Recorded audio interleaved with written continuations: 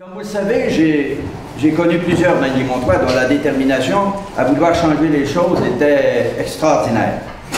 Des Couillard, Beaubien, Bernatchez, Choquette, Marmette sont de ceux qui ont contribué à forger l'identité de Montmagny par leur idée novatrice. Ces hommes, chacun à leur façon, ont contribué à faire de Montmagny un centre industriel et culturel important au tournant du 20e siècle. À ce titre, on peut les considérer comme les bâtisseurs de Montmagny.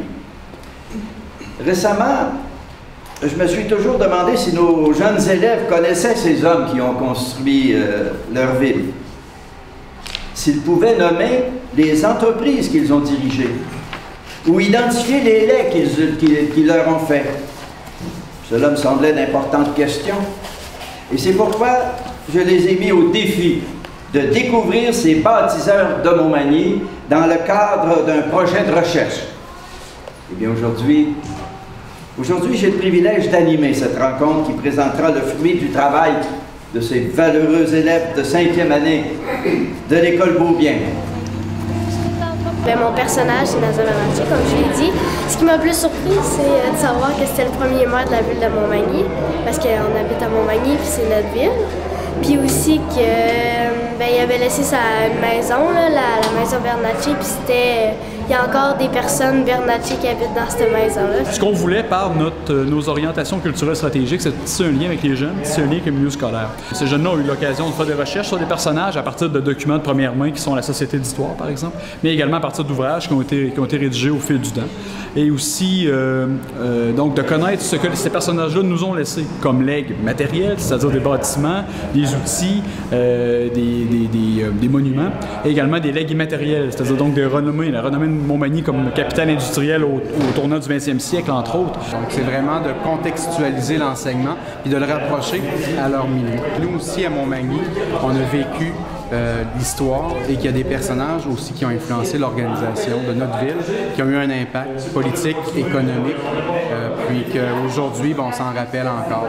Il y a un site qui s'appelle baladoweb.qc.ca qui regroupe des balados diffusés à travers le Québec de différents jeunes. Il y en a même aussi en Europe.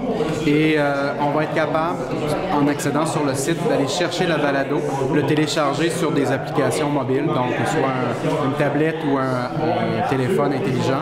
Et donc, on va être capable d'aller chercher la balado devant la maison de Sir Étienne Pascal Taché et d'écouter sa vie et ses réalisations par l'intermédiaire de nos jeunes de l'école Beaubien.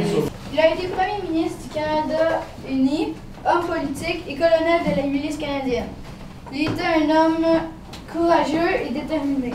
J'ai trouvé ça le fun. On l'a fait en équipe, puis ça vient de... c'est notre ville. Donc on a cherché des choses dans plein d'affaires, des livres sur Internet. Puis c'est ça, on aurait pu déjà connaître des endroits de notre ville, fait que ça nous a aidé un peu. Moi, mon personnage s'appelle Joseph Octave Beaubien. Ce que j'ai appris qui m'a beaucoup impressionné, c'est qu'il a été médecin et homme d'affaires à Sainte-Élisabeth, puis à Saint-Thomas et à Montmagny. Puis je savais pas que tu pouvais être médecin dans plusieurs villes.